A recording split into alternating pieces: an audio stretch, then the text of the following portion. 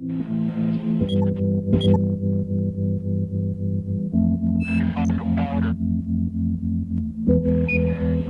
नाज़रीन, मैं दोबारा प्रोग्राम में खुशामदीद कहता हूँ। सिलसिला वहीं से शुरू कर सकते हैं। मैंने सवाल किया था कि डॉक्टर साहब बताइए, आप रोशनी डालेंगे, दवा यूज़ हो सकती है हर जगह? जैसे आपने कहा एक दवा जो नाक कान में, जी एक तरह से आपने क्विज की तरह पूछा जी, नहीं कुछ नहीं है, मैं लोग भी जानना चाहेंगे कि भाई यूज़ कर रहे हैं। इसको इस तरह देखें कि नाक कान गला जो होता है तकरीबन ये एक दूसरे से इंटरकनेक्टेड है। जी जी और बहुत सारे जो ऑर्गेनिज्म जो जरासीम होते जी, हैं जी। वो डिफरेंट कान को भी इफ़ेक्ट कर सकते हैं, जी। नाक को भी, अलग को, साइनसिस को भी।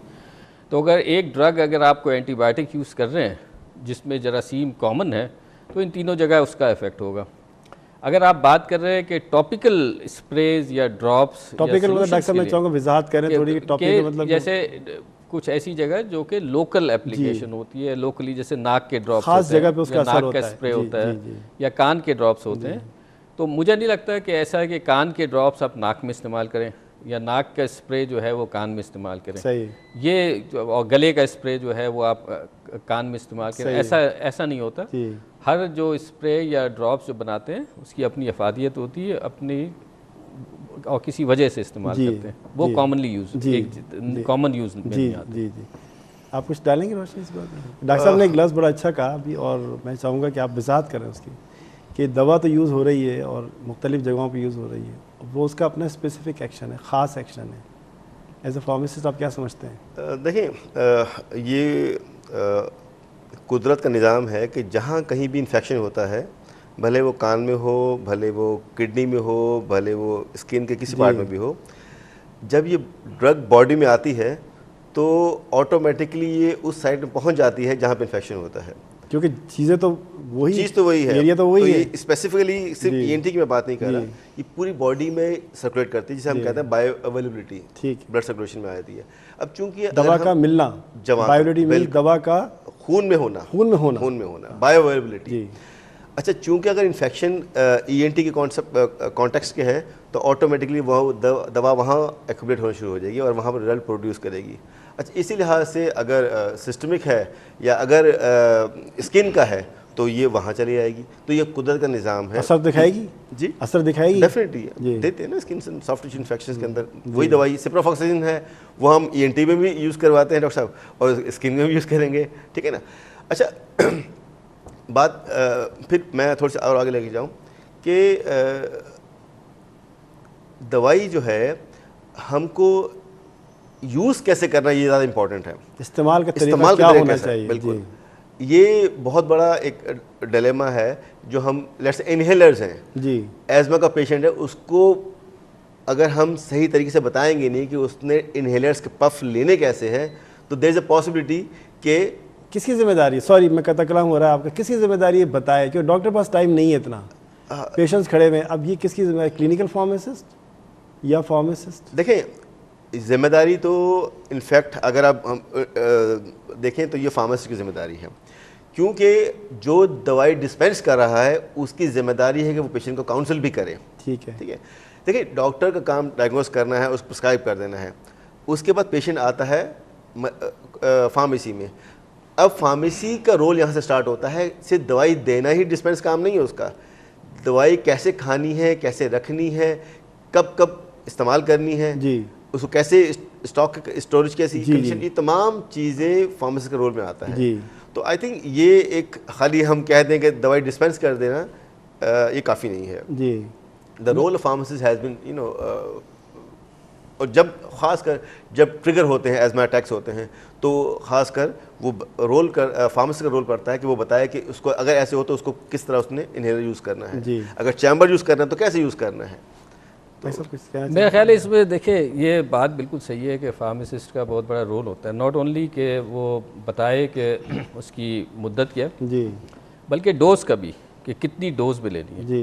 आप देखें कई इवन आप डॉक्टर्स को देखें, कभी वो दवा लिखते हैं उसकी डोजेज कम लिखते हैं, बढ़ा देते हैं, कभी कभी बढ़ी भी होती है, कभी कितने टाइम पे लेनी है उस हिसाब से नहीं लिखते।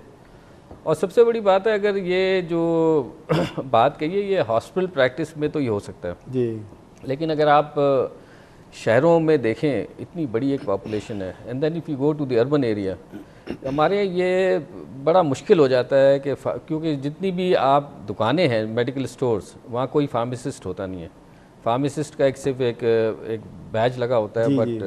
तो उनसे एक्सपेक्ट करना इस प्रेजेंट सिनारियो में, जी। आई थिंक ये आइडियल तो है जी कि जब भी आप डिस्पेंस करें तो उसकी डोज, उसकी ड्यूरेशन और किस तरह लेनी है, और कुछ चीज़ें कि साइड इफ़ेक्ट्स हों तो क्या कब जी, जी। डॉक्टर से रुजू करें, जी। कुछ इतला ज़रूर होनी चाहिए। लेकिन अनफॉर्चुनेटली हमारे यहाँ जो जनरल प्रैक्टिस में ये होता नहीं है। नहीं, तो इसलिए मैं कह रहा हूँ डॉक्टर का भी रोल है कि मरीज़ को सही हिदायत अच्छी दें। तरह से जी, उर्दू में लिख के, जी। क्योंकि हमारे कई मरीज़ होते हैं जो अंग्रेज़ी समझ नहीं सकते, सही है। डॉक्टर की एक तो लिखाई समझ नहीं सकते, सही है। तो उसको अच्छी तरह से मेरे ख्याल है टाइम देना चाहिए, जी। और उसको स्पेशली वो दवा जो बड़ी स्पेसिफिक हो, जैसे फॉर एग्जांपल स्टेरॉइड्स आप जी। किसी को प्रिस्क्राइब कर रहे हैं, कोई इंडिकेशन है, जी उसमें एक तो हिस्ट्री ज़रूर है कि स्टेरॉइड देने से पहले डॉक्टर का ये फ़र्ज़ होता है कि हिस्ट्री पूछे मरीज़ से, और उसके बाद अगर वो उसको ओरल फॉर्म में मुंह के ज़रिए दे रहा है और उसको समझा रहा है कि ये स्टेरॉइड्स प्रोलॉन्ग यूज़ नहीं करने, कितने दिनों तक देना है, कितनी स्पेसिफिक डोज है और कब मुझे आके दिखाना है, ये तमाम मेरे ख्याल है मालूमात डॉक्टर को भी प्रोवाइड करना चाहिए मरीजों को। जी।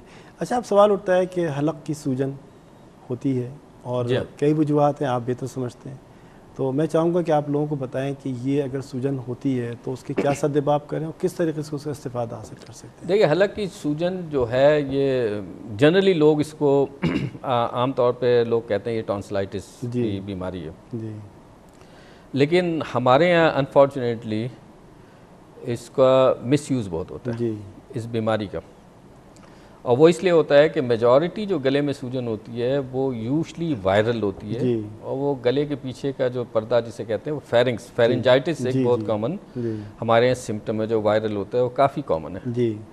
स्पेसिफिक टॉन्सिलाइटिस जब होता है उसकी अगर देखें तो गले में बड़ा शदीद दर्द होगा और बहुत हाई ग्रेड फीवर होता है, जी, और यूजली बच्चों में ज़्यादा होता है एडल्ट्स में, जी। और उसमें ये होता है कि बच्चा अगर स्कूल जा रहा है तो स्कूल जाना मुश्किल हो जाता है। फेरेंजाइटिस एक आम बीमारी, यूजली गले में एक इरिटेशन सी, इतना ज़्यादा फीवर नहीं होता, और इन दोनों को डिफ्रेंशिएट करना बहुत ही ज़रूरी है। इसलिए आम तौर पे अगर कोई बार बार जा रहा है जनरल प्रैक्टिशनर के पास, वो कहता है टॉन्सिलाइटिस है, क्योंकि अगर टॉन्सिल का ऑपरेशन कर दिया, जैसे टॉन्सिलेक्टमी करते हैं, तो वो उसकी तकलीफ़ अगर फेरेंजाइटिस है, वायरल इन्फेक्शन बार बार होता है, वो दूर नहीं होगी और अननेसेसरी आप ऑपरेशन कर रहे हैं। तो इसलिए इसमें सबसे इम्पॉर्टेंट चीज़ होती है मरीज़ को देख के उसकी हिस्ट्री बड़ी इंपॉर्टेंट होती है। तो हर गले की सोजिश टॉन्सिलाइटिस नहीं होती जी, और यूजली कराची के अंदर ये जो है काफ़ी कॉमन है, और इसको एक प्रॉपर तरीके से एवेल्युएशन करके ही इसका इलाज होना चाहिए। और कोई हिदायत देना चाहेंगे आप इसके अलावा? इसके अलावा यही है कि आप एहतियाती तदाबीर इस्तेमाल की जाएँ, या क्या किन खानों से या किन चीज़ों से परहेज़ किया जाए? देखिए, जनरली ये जो होती है, आप स्मोक से, स्मोकिंग बहुत बड़ा फैक्टर होता है कि आप बार बार ये होता है, बार बार आप ठंडे गर्म से परहेज़ करें, और बहुत सारी चीज़ें अपनी, आप पानी ज़्यादा पिएं, फ्रेश वेजिटेबल फ्रूट्स, अपने आप को हेल्दी लाइफस्टाइल रखेंगे तो ये बार बार जो इन्फेक्शंस हैं ये आपको नहीं होंगे। पता है, कुछ आप बताना चाहिए कि कौन सी अद्वियात आप समझते हैं कि देखिए मोस्टली जो हमारे प्रैक्टिस में आती हैं एंटीबायोटिक्स टॉन्सिलाइटिस के अंदर, यू नो, खासकर एच. है या एम. कैटोलिस है, डिफरेंट जो पैथोजेंस इन्वॉल्व होते हैं इसके अंदर, आई थिंक उसको देखते हुए अगर ट्रीटमेंट स्टार्ट की जाए तो वो कारआमद होगा। इसके अलावा एंटी इन्फ्लेमेटरी ड्रग्स भी वेरी कॉमनली यूज़ होती है, ख़ासकर बच्चों में तो बहुत ही कॉमन है। तो I think sometime anti allergic drugs भी साथ ही इन कॉम्बिनेशन दी जाती है, anti inflammatory, anti allergic antibiotics का कोर्स साथ किया जाता है। तो आई थिंक वही बात फिर ये है कि स्पेसिफिक टाइम में होना चाहिए। ऐसा नहीं आप मरीज़ को दवा देते वक्त क्या हिदायत करेंगे कि भाई क्या तदाबीर ले, क्या? हम डॉक्टर ने बताया, जिस तरह हम तो ये पहले ये देखते हैं कि जब हम अगर एंटीबायोटिक डिस्पेंस कर रहे हैं, किसी बच्चे को दे रहे हैं, तो हम बताते हैं कि उसको इस सस्पेंशन है, उसको इसमें ये इसका मेजरिंग कप है, इसमें इतना पानी मिला के इसको इस तरह मिलाना है, रिकॉन्स्टिट्यूट करना है, और इसको इस बच्चे को इतनी देर ये जो कप है मेजरिंग स्पून होता है, उसको इतनी चम्मच देनी है, दिन में 3 दफ़ा है या 2 दफ़ा है, जो भी एज पर प्रिस्क्रिप्शन होती है। फिर हम ये भी बताते हैं उस दवाई को रखना कैसे है जी, फ्रिज में रखना है, रेफ्रिजरेट करना है। अच्छा, इसके अलावा अगर हम ये देखते हैं मोस्टली एंटी एलर्जिक्स होती हैं, वो वंस डेली प्रिस्क्राइब की जाती हैं ताकि बच्चों को खासकर कन्वीनियंट हो, मोस्टली कंप्लाइंस के हवाले से, या एंटी इन्फ्लेमेटरी ड्रग्स वो भी हम बताते हैं कि उनको कितने कितने वक्फे से लेनी चाहिए उनको। तो डोज फ्रीक्वेंसी हम बताते हैं उनको, और कैसे खानी है, खाने से पहले, खाने के बाद, जो भी एज पर जो ड्रग्स के रिलेटेड होती है। खासकर अगर बिलफर्स्ट क्विनोलॉन दे रहे हैं, सिप्रोफॉक्सिन दे रहे हैं हम, तो हम कहते हैं देखें एटलीस्ट 1 घंटा पहले या बाद में कोई ऐसी चीज़ जो दूध वाली है, दही है, दूध है, तो वो ना लें, ठीक है ना। तो उससे एब्जॉर्प्शन उस ड्रग की कम हो जाएगी। जब एब्जॉर्प्शन कम होगी तो ऑटोमेटिकली उस ड्रग की बायोअवेलेबिलिटी कम होगी। जब बायोअवेलेबिलिटी कम होगी तो उसको ऑटोमेटिकली थेरेपेटिक एफिकेसी ड्रॉप होगी उसकी। जी नाज़रीन, एक छोटा सा ब्रेक लेते हैं, हमारे साथ रहिएगा, फिर हम सवालों से शुरू करते हैं।